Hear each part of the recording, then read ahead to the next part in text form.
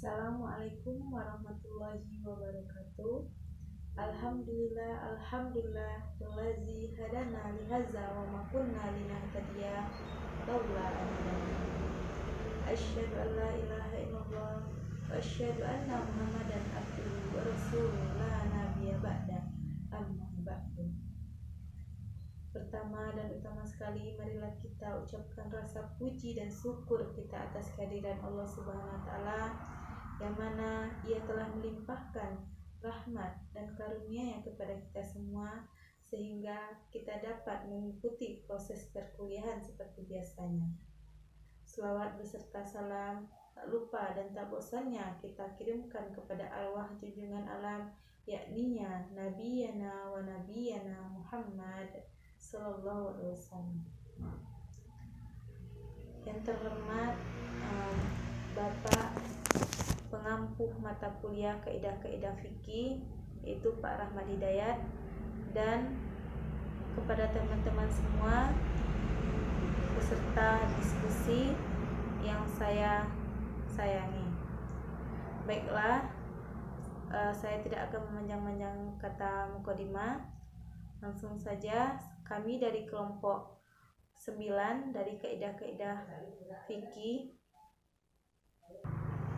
Kami beranggotakan 4 orang, yaitu yang pertama saya sendiri, yaitu Zona Abdulia NIM 1813030023. Yang kedua yaitu Zuria NIM 1813030027. Yang ketiga yaitu Afnisa dengan NIM 1913030017. Dan selanjutnya Rinda Yulika dengan NIM 1913030037. Baiklah, saya akan membacakan materi pertama, yaitu kaidah-kaidah fikih tentang al-qawaid al-fiqhiyah dalam bidang siasah kedua. Ada beberapa kaidah fikih dalam bidang siasah kedua ini. Yang pertama yaitu kaidah ke-8. La yuqbalu fi daril islami uzru bijahli ahkami. Yang artinya, tidak diterima di negeri muslim pernyataan tidak tahu hukum. Maksud tidak tahu hukum di sini adalah hukum yang bersifat umum karena masyarakat semestinya mengetahuinya. Menaati suatu peraturan atau hukum sendiri dalam sebuah negara merupakan sebuah keharusan bagi penduduknya, terutama menaati pemimpin, selama pemimpin tersebut benar-benar menegakkan keadilan dan kebenaran.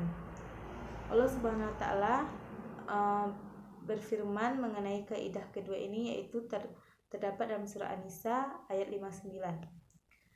Sementara itu, dalam negeri Islam baik muslim ataupun non-muslim, yakni orang-orang zimmi atau orang-orang yang hanya tinggal untuk sementara waktu di negeri muslim atau disebut mustaqmin, mereka juga harus mengetahui hukum-hukum yang harus berlaku bagi diri mereka masing-masing. Baiklah, sampai disinilah penjelasan saya. Selanjutnya akan dilanjutkan oleh teman saya. Baiklah, bismillahirrahmanirrahim. Assalamualaikum warahmatullahi wabarakatuh. Perkenalkan, nama saya Afnisa dengan NIM 1913030017. Nah, di sini saya akan mencoba menjelaskan materi selanjutnya, yaitu kaidah ke-9 dan juga kaidah ke-10.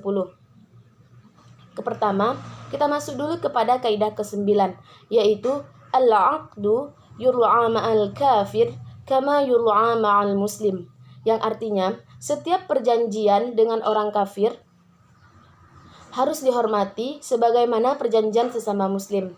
Nah, kaidah ini itu didasarkan atas firman Allah, Quran surah Al-Maidah ayat 8. Nah, pada kaidah ini itu berlaku dalam akad, perjanjian ataupun transaksi yang dilakukan oleh orang muslim dengan orang non-muslim, ataupun negara muslim dengan negara non-muslim.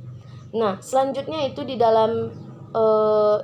kita masuk kepada kaidah ke-10, yang mana bunyinya yaitu al-jibayah bil himayah, yaitu Artinya, pungutan harus disertai dengan perlindungan.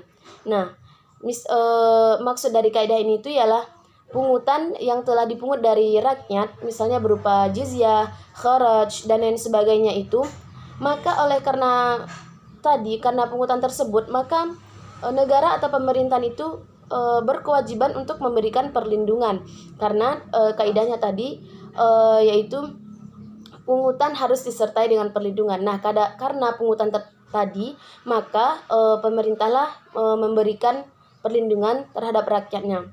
Nah, selanjutnya apa yang dilindungi? Nah, yang dilindungi itu berupa tentunya kehormatannya, hartanya, darahnya, jiwanya, dilindungi oleh negara atau pemerintahan terkait karena telah membayar pungutan tadi, seperti itu.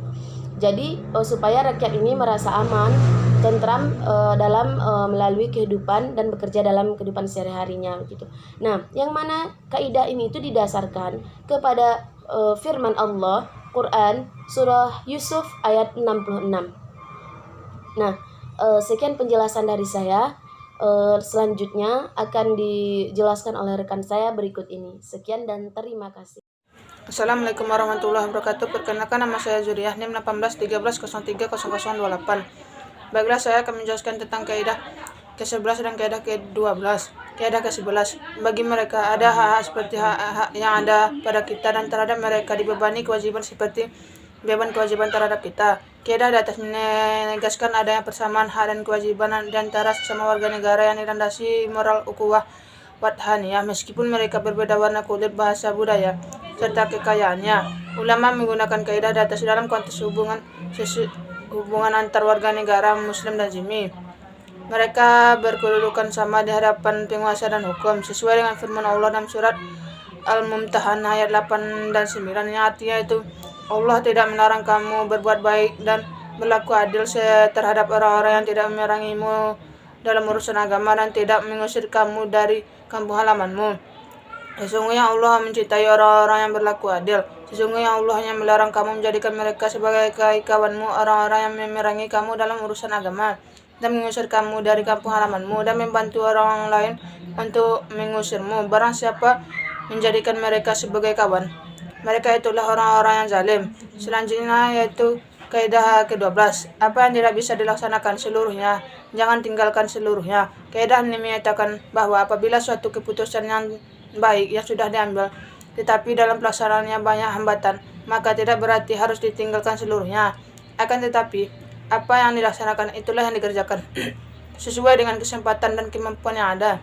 Kaidah ini sesuai dengan firman Allah dalam surah Al-Baqarah ayat 286 yang artinya itu Allah tidak membebani seorang melainkan sesuai dengan kesanggupannya. Dia mendapatkan pahala dari kebajikan yang dikerjakannya dan dia mendapatkan siksa dari kejahatan yang diperbuatnya. Mereka berdoa, ya Tuhan kami, janganlah Engkau hukum kami jika kami lupa atau kami melakukan kesalahan. Ya Tuhan kami, janganlah Engkau bebani kami dengan beban yang berat sebagaimana Engkau bebankan kepada orang-orang sebelum kami. Ya Tuhan kami, janganlah Engkau pikulkan kepada kami apa yang tidak sanggup kami memikulnya. Maafkanlah kami, ampunilah kami, dan rahmatilah kami. Engkaulah pelindung kami, maka tolonglah kami menghadapi orang-orang kafir. Sekian dan terima kasih.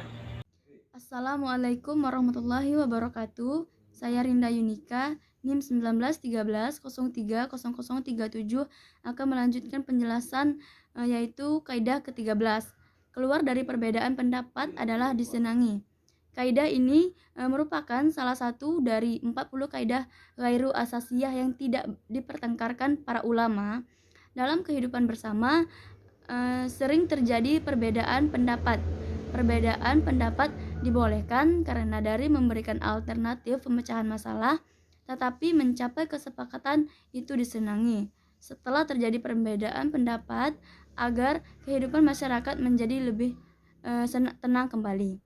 Kaidah ini terdapat dalam firman Allah Subhanahu wa taala surah Al-Hujurat ayat 12 yang artinya, wahai orang-orang yang beriman, jauhilah banyak dari prasangka. Sesungguhnya sebagian prasangka itu dosa, dan janganlah kamu mencari-cari kesalahan orang lain, dan janganlah ada di antara kamu yang menggunjing sebagian yang lain. Apakah ada di antara kamu yang suka memakan daging saudaranya yang sudah mati? Tentu kamu merasa jijik. Dan bertakwalah kepada Allah, sesungguhnya Allah penerima tobat, Maha Penyayang. Sekian penjelasan dari saya. Terima kasih.